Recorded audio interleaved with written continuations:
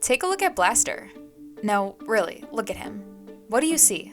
First, you might notice the fierce determination in his eyes, or how he's kicking his back legs. Then, his full miner's pack, as if he's still on the job. And finally, the stick of dynamite locked in his jaw. But look closer, and you'll notice that TNT is lit. Blaster the Burro has long been the standard for Colorado's School of Mines, symbolic of the work ethic, loyalty, and perseverance of Orediggers. Historically, burros played a significant role in the development of the mining industry in Colorado. They are faithful and trustworthy pack animals, less skittish than horses and less stubborn than mules. Their strength, endurance, and sure-footedness make them the perfect teammate in the grueling mountain environment.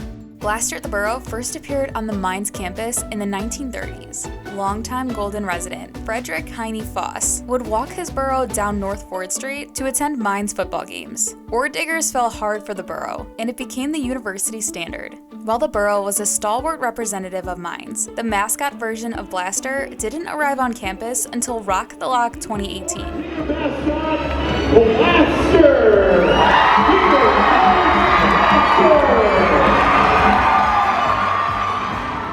But renderings of Blaster have not always taken the same distinctive shape.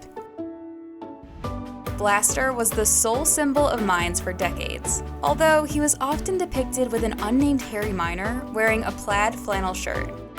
In the early 2000s, the miner was finally named Marvin, after legendary Mines alum and former football coach, athletic director, and Golden Mayor, Marv Kay. Together, Blaster and Marvin are Mines' dynamic duo. From their camaraderie and enthusiasm for all things Mines, they demonstrate exactly what it means to be an Oredigger: dependable determination, unparalleled resilience, a passion for world-changing innovation. Blaster and Marvin are always ready to get to work and show off the undeniable, explosive Oredigger spirit. After all, Blaster doesn't carry around that lit stick of dynamite for nothing.